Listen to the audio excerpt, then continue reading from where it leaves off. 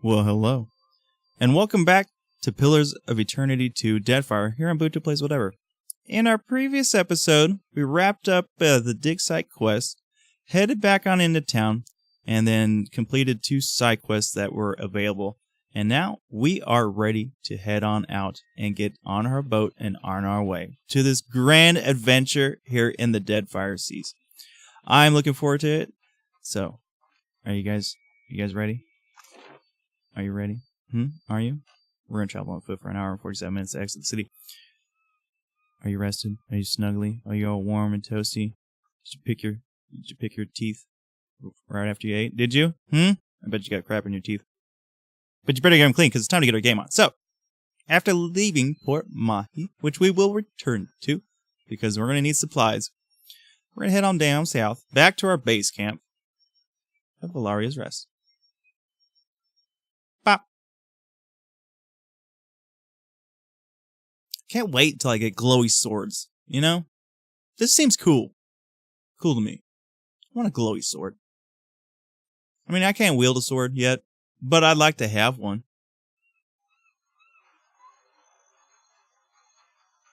Good, you are here. Clario has made good on his promise. We are making ready to free your ship. Ikawa gestures towards your vessel where a motley group of Huana and veiling workers race to and fro. I say still that you are fortunate. The ship was nearly lost, but it will float. For how long, I cannot say. You will wish to find a friendly port with some speed, I think.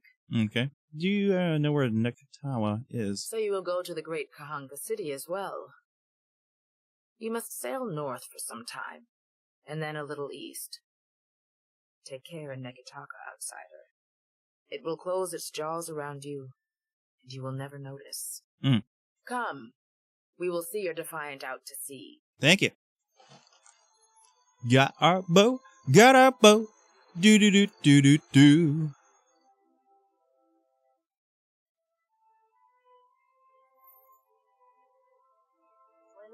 We should address the matter of our ship's resources before we get underway. Ammunition supply gained 8, medicine supply gained 12, repair supply gained 7. It's kind of poopy. It saddens me to inform you that we lost several crew and most of our provisions during the storm. However, Port Margé appears to be well supplied, and I expect the recent disaster has left several sailors in want of a ship. I suggest we contract for additional supplies and crew before we return to open water, or our voyage may indeed be a short one. Okay. So first off, the ship stuff is insane, man. Okay, in Deadfire, not every ship is friendly on the sea. Hostile ships can attempt to engage you in ship-to-ship combat. Now, there's a whole bunch of things about it, and if you want to, go ahead, pause. But basically, to sum it all up, because I've done this little part too, is you can, it's easier just to kind of stay in a way and kind of flank them on out. There's a whole bunch of things to do with the ship. So there's that.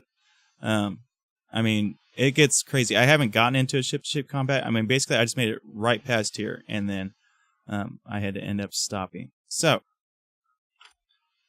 ship-to-ship combat. Let's see. Yeah, see, this guy's coming on my flank. Can I get this first? Okay, medical supplies. You can encounter another ship at sea. Face your pursuer head on. Attempt to outrun, though. Do nothing. I'm going to do nothing. That's what I did last time, and it seemed to work just fine. As the Deviant leaves Port Mahi, behind you, you casually observe dozens of other ships coming and going, mostly fishing and trade vessels. One craft stands out, an imposing dhow, replete with cannons crest into view across the Defiant's starboard bow. The flag raised high atop its sails signifies a wish to parley. However, the dhow approaches at an aggressive speed, suggesting that it might not be easily turned away. So we're going to do nothing. The distance closes quickly, and soon the massive dhow's hull rolls on the waves beside your ship.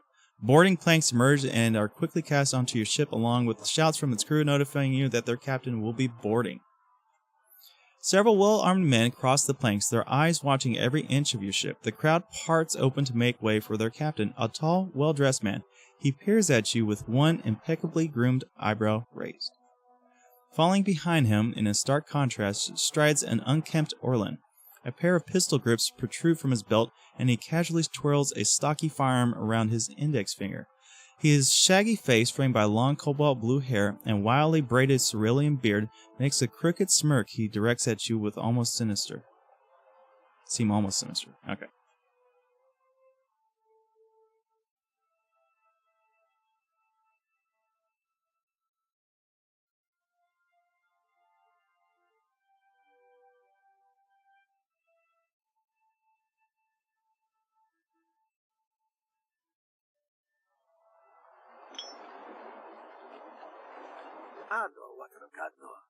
On behalf of the Principes and Patrina, I must request we meet in parley.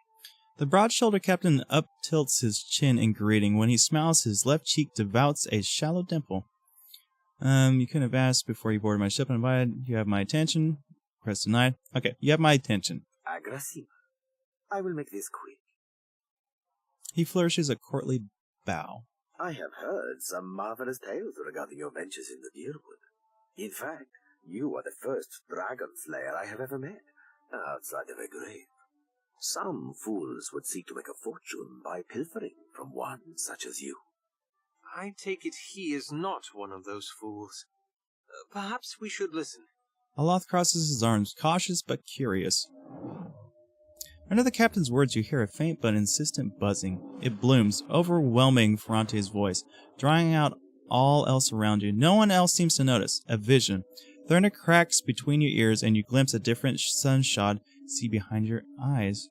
You're going to fight against it. You close your mind against the spiritual invasion, but the visions slide around and through your defenses, washing over you as implacably as the sea. The visions streak across your mind's eye, fleeting and incoherent. An elf, dark-haired and battle-scarred, stepping across the gulf between vessels. She shakes Ferrante's hand, and a warmth spills through you, excitement, pride, and respect. The imagery melts like candle wax into a lamp-lit gallery, swamped with the scent of unwatered rum and sweet fruit, with sailors and their songs and sweat. The scene billows away, ice-cold and clawing, replaced with the crew on deck, solemn and staring, as Ferrante grasps one of their own by the throat. No, not one of their own, no more. You don't steal from family and stay family. Tears and mucus mar the man's features as Ferrante reads the man his last rites. Thief or no, they'll consign him to Andra, as tradition dictates. The vision passes, leaving you blinking on the deck of the Defiant. Looking into Ferrante's face, he raises an eyebrow. I believe you have met such a fool. Captain Benweth of the Drake. Despite the gravity of his words, he smiles grandly, and the dimples cut deeper into his cheek. Now, I went out of left field, and this turned out to be quite true. I know a cipher's handiwork when I feel it. Tell yours to stay out of my head. Now, the ones are, then whatever, but this one seemed pretty good. The Blue Orland's mouth falls open. Voxen of Ubildet Merla. Careful, ship hunter. Mind that you do not confuse a useful skill set for a non-expendable one. Ferrante glares at Serafen. The Orland steps back, blinking away with rebuke, and peers at you, probing. His yellow-green eyes narrow, unfocused, as if trying to remember something. Then the captain turns a warm smile back to you. My apologies. Rest assured, it will not happen again. Apologies, Captain. Didn't mean it, really. We're up all night, searching out our friend here.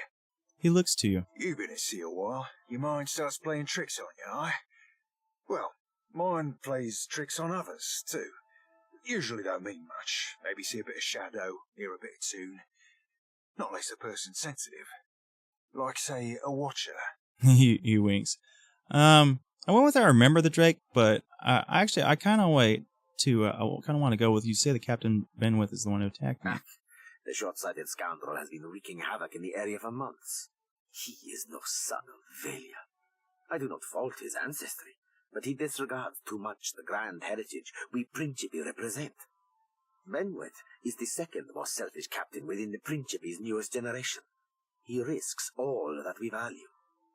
Oh, yeah, see, this led to new things. Okay, we're gonna go set Benweth's the second most selfish captain. Who is the first?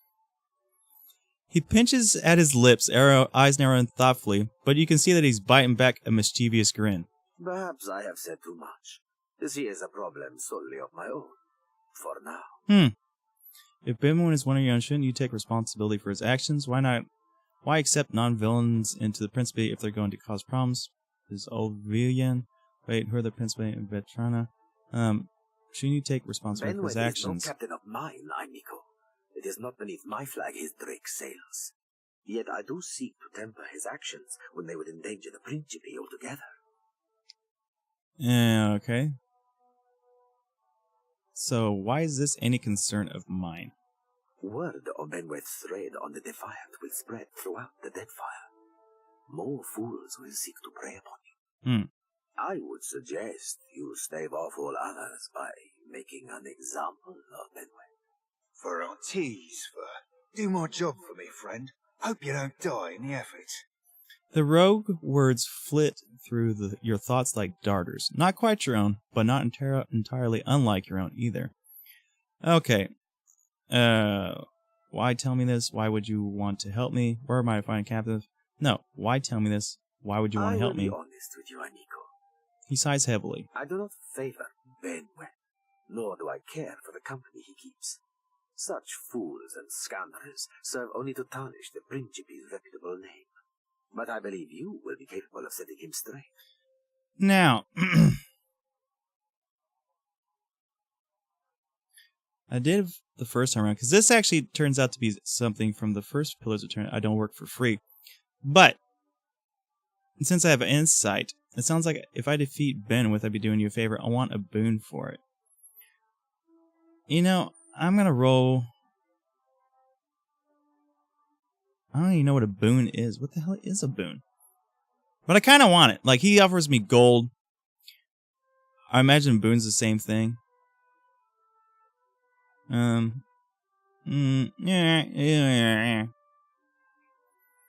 Sounds like... Okay, we're gonna go with this. The good humor wipes from his face. I suppose I should expect as much from a man once employed by the dozens. Of course, Imiko. Work with me, and I will weight your pockets with gold. Okay. When you have dealt with my problem, I will prepare a fine welcome for you at my port.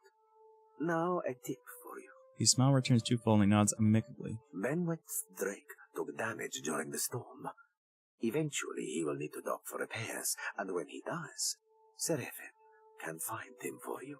Fronti flourishes a hand towards the Orland at his side. He is rather an unrefined creature, but he is a most skilled ship-hunter, I assure you. Unrefined? Begging your pardon, Captain, but I'd be the fucking model of the gentleman of fortune. The Orland scoffs. As for Benweth, that sucker of squid tits be as predictable as the tide. I'd wager all my furriest bits that he'd set sail for Deadlight. That would be felicitous indeed, as I believe the traitor Remaro hides there as well. I quite enjoy killing two men with a single bullet. Wouldn't have even thought of it if you hadn't brought it up, sir. Yet you feel a surge of anger that is not your own. Serafen spins towards you and bows again. Now, I ain't hardly in any hurry to leave the fine company of the gentlemen of leisure, but the captain be right about me finding your mark. Adding to that, you sail into Fort Deadlight not knowing your innies from your outies. You might very well find the locals cannon fucking your boat to sodden splinters. He grins broadly. I love this guy. Man, he is a sailor through and through. He's got quite the mouth on him, and I enjoy it quite a bit. Welcome aboard, Serafen. Oh, you won't be regretting this, Watcher. At least so long as you keep us heavy in grog and light on the onions. Ugh, them dirty shit apples ain't never agreed with me, and I'll be suspecting they never will. He pats his belly as he strides onto your side. He's not sleeping near my berth, I promise you that much. I sail now for Dunwich, my own safe port. I will await you there, should you be successful in schooling our wayward captain. Okay. So, he could be a cipher, or he could be a barbarian, or he could be both. And since we have neither, give me a witch. Bada bing, bada boom.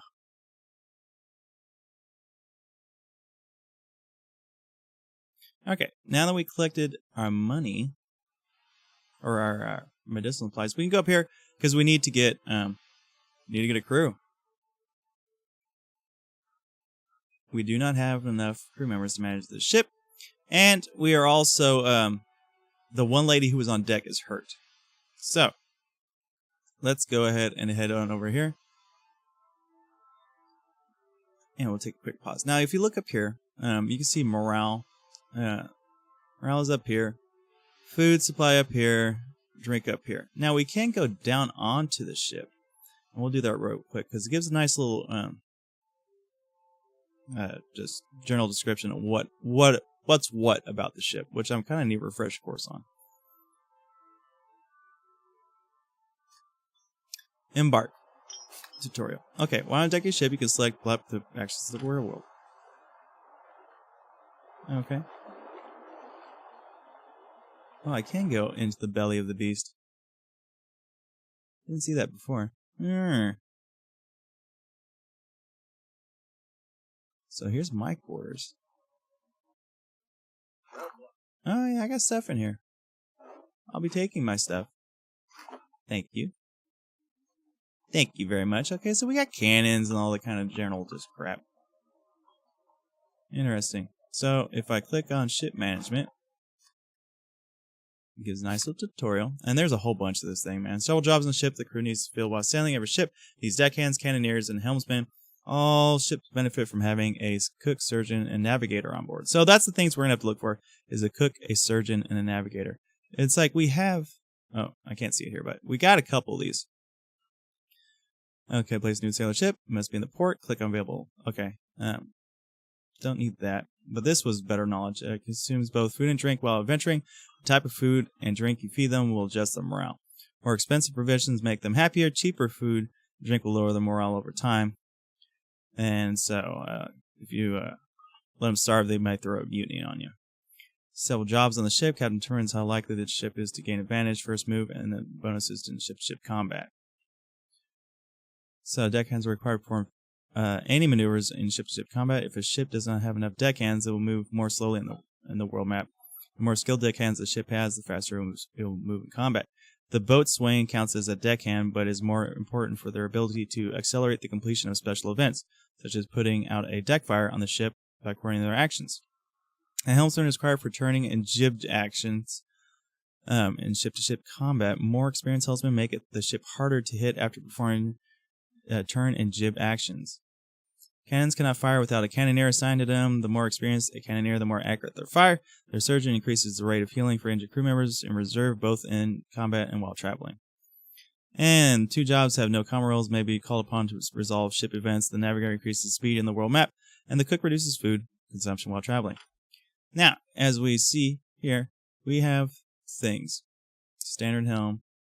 So it looks like we can upgrade the ship in various ways. And then up here, as far as food supply goes, I mean, we got water.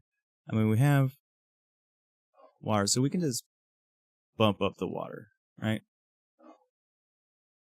Oh, I wish I could combine that. Apparently I can't. Medicine. So, obsidian colors. Oh, yeah, that was one of the things. Linen sails. Where can I put this at? The Watcher of Drywood Colors. You know what? I'm not really interested in that. Now, ale. Be pretty good. I mean, we have vegetables. We have meat, tar. I mean, a lot of these things are fresh fruit. 25 healing received. Huh. Hard attack. Crew morale -1. We got a bunch of fresh fruit. I'll put it up there. And we'll remove the hardtack, and that way our morale will kind of go on up. That seems pretty good.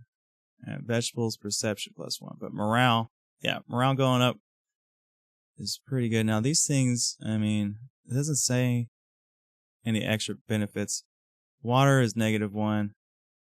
But as far as drink goes, man, yeah, I don't really see anything extra there. What's this?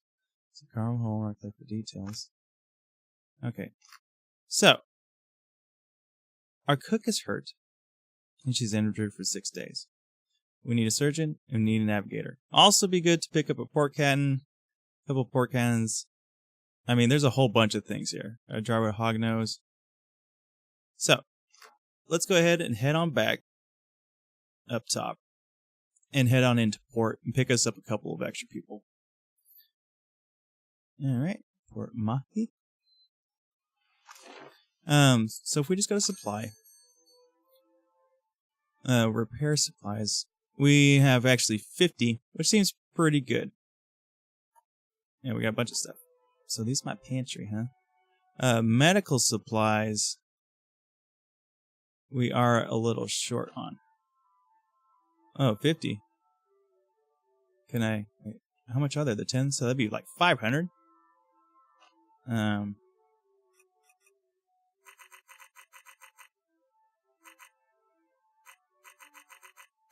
about we just do 20? And we just trade that. Okay, so that'll boost that on up. Okay, so that just goes up per thing. Cannon shot, we don't have a lot of cannon shot either. But let's head on down here.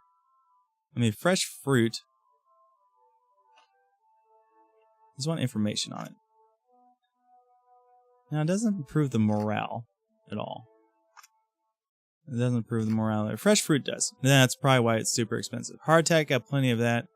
Water decreases morale. So we're kind of even with it. I mean, we got a bunch of ale, so maybe I'll just give that to the guys. But we can...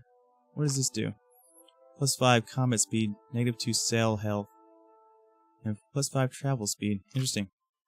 Now, cannons and such would be a really great improvement. It's like, especially this bad boy, man. Like a hull breaker. I mean, reload time 3 turns. I mean, we have these. The hognose, which is 3 turns, damage 4 to 7. 4 to 7. But, I mean, this thing seems like a long range vessel. At close range, hullbreaker is without equal. Some of the most daring captains have been known to tuck tail and flee after taking a single broadside from this devastating cannon. 4 to 7. I mean, and they're both 4 to 7. I just don't see the difference. 2 to 500, 4 turns for this guy. Iron Thunder demonstrates numerous advancements in cannon and may necessary by 6 to 9 damage. Whew. So that seems like a lot better than that. Cottonwood sleeves. But we're here more or less about hiring a crew. So this is what we're going to need in here. So cost is 0. Cost to hire is 0, but we also... What's the roll of the dice? Oh, this is to retrain our guys. Okay. So, let's go ahead and hire a crew. Novice Cannoneer, Novice Deck Surgeon. Okay. Navigator, Deckhand, Cannoneer. So basically, I think we end up hiring all these people. And it's going to cost us a bit of gold per day. And a bit of food per day and a bit of water per day. So we got to make sure we have plenty of food and plenty of water for all this nonsense. So let's go ahead and hire at least the Deck Surgeon. Novice. So let's hire her. I mean, she's absolutely free. I mean, all these people are free. So, I mean, they're just going to cost us supplies every day. Which is explain why time might be more important. Time is money now. Novice Cannoneer. So we need 2 Cannoneers. 1 for each cannon. Except that. And a Navigator. Might as well be good. And then Aura the Mad is another deckhand. And I think we'll just hire them all. I think that's what we're supposed to do, really. Now, as far as this stuff goes, I mean, what do we got in the stash? Let's look over here real quick. Now we have 30 beers. I mean, we got plenty of water, but that'll lower morale pretty quickly. As far as cannon shot goes, we should stock up on some cannon stock. Yeah, give me 30. I have no idea what kind of battles we're in. 30 cannon stock. So now we have 38 cannonballs. Water. I mean, we have water and we have beer.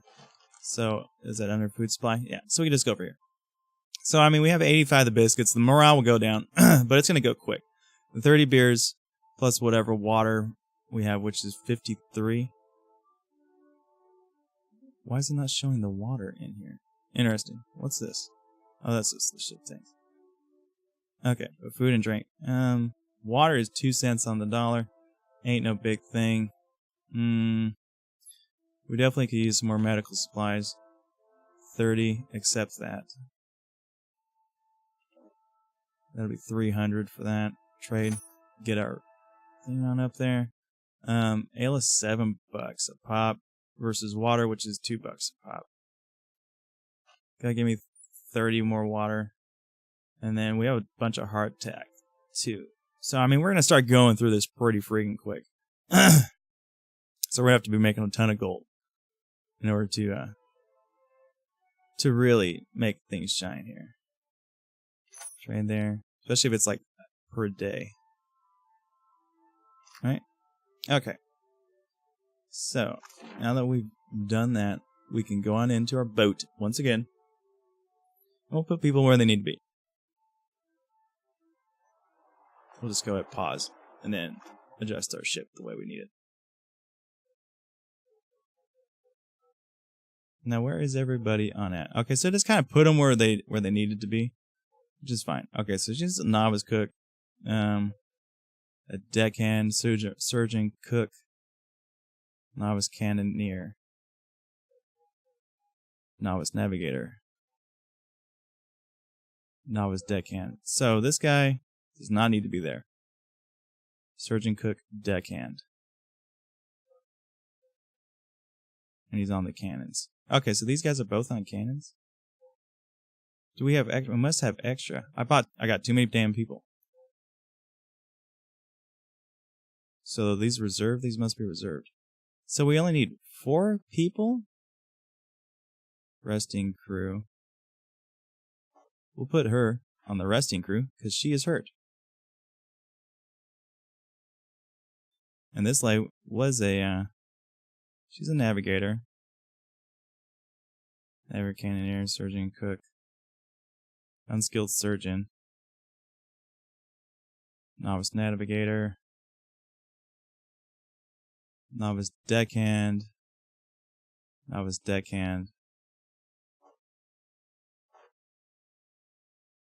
Put her right there. Let's see. Novice cannoneer. Novice cannoneer. Oh, okay.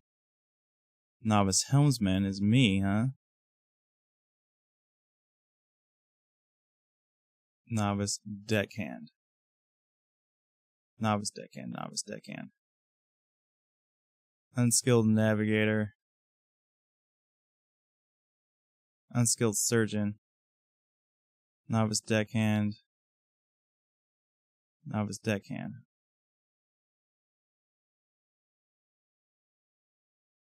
So is she better at?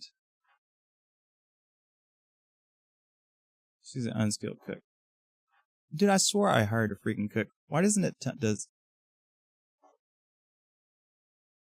So that would get rid of him. One of these guys was a decent cook.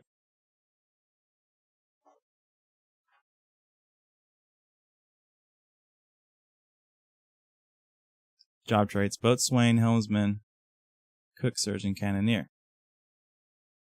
Cannoneer is where he's at.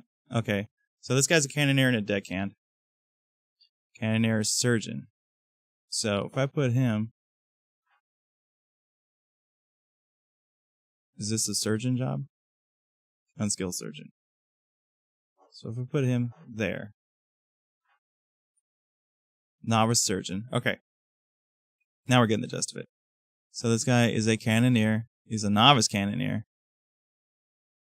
She's a novice deckhand. And a surgeon simultaneously. So we'll put her up here. Right? Novice deckhand. Now she is a novice cook and deckhand. She is a novice navigator. This guy's an unskilled navigator. So we'll put her there. Okay. Now I'm getting the hang of this. Okay. Novice navigator. Unskilled cook. This guy's a surgeon and a cannoneer. She's a cook. This guy's a helmsman and a cannoneer. And this guy is a cannoneer. So we can put him on over here. Novice cannoneer. This guy really sucks, man. Put her there. We're probably going to end up firing somebody. But this guy is a Novice surgeon. She's an unskilled cook. So if we put her over here, does that so if she's resting, she does a lot better. Okay. So this lady's just a deckhand pretty much. Helmsman, cannoneer, navigator, deckhand. Okay. Man, it sucks only having one freaking cook on board. Ugh. Really, only one cook. Can I cook? No. Her heal rate would be a lot better. So, I guess we'll have one extra person. She can't cook, but whatever. I mean, it'll help out somewhat. Okay. So we got cannonballs, we got this, we got water. Let's combine these two, please. Thank you. Water is combined now. We have plenty of beer. So let's go ahead and just throw the beer up in there. And then I assume they'll be drinking the beer first. So we'll drink the beer first. So basically this is all we have going on ahead. So I'll understand it once we load. Okay. Seems pretty good to me. Okay.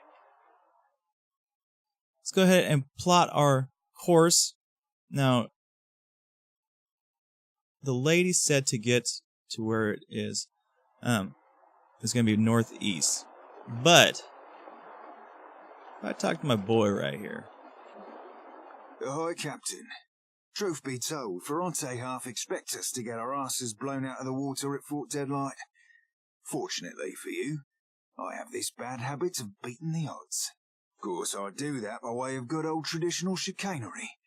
And the most important part of any hornswoggle? Solid planning. Well, that and surviving. Okay. So, what can you tell me about Fort Deadlight? Originally. Piled them stones up a few centuries back, but gave it up when the fishmen wouldn't leave them be. Hard to defend against wilder crawling up out of your crappers. Captain Aldiz claimed it a few years back. Fucking filthy from bow to stern. And she had her lads and lasses cleaning fish shit out of the floorboards for months. A couple of them thought it might be better sailing elsewhere and left in the night. Aldiz tracked them down quick as you like, took their heads, and fixed them into little lanterns for the front gate.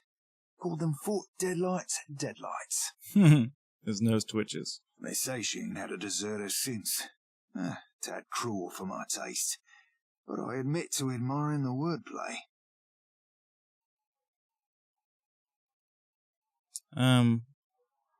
Do you have a plan in mind to get us into the fort?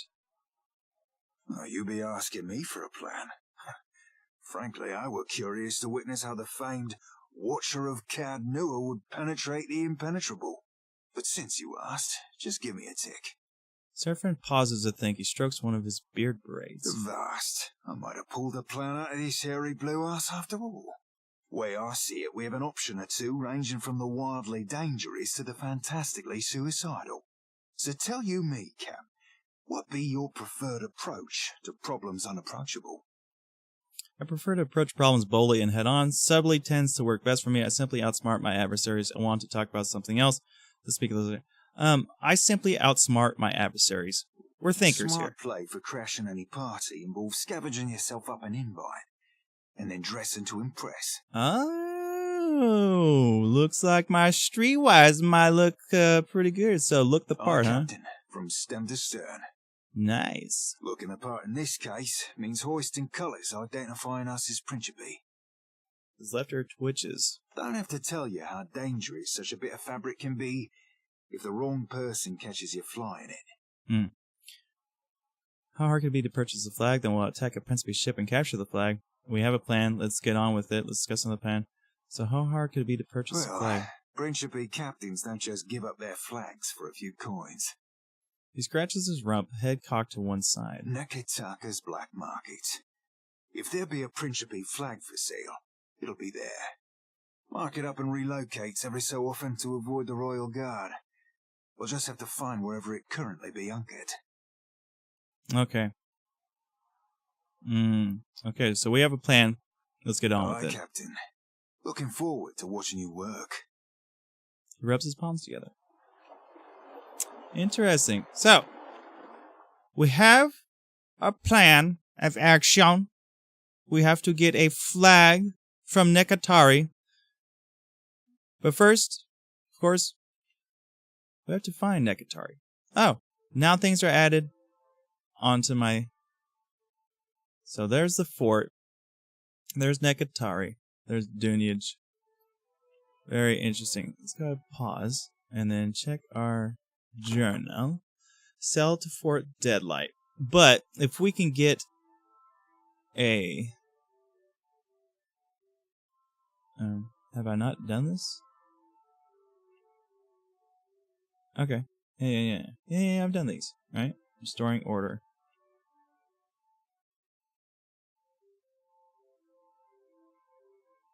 Yeah, okay, so it's just showing these. Yeah, all done. So, I don't need to be shown completed quest. Blow the man down. So, we have to... Fires run aground. Helping hands. We're on the... Sail to Fort Deadlight. The veins where... We have to get to Nekataka. And then there we can possibly purchase a flag. Or maybe we can do...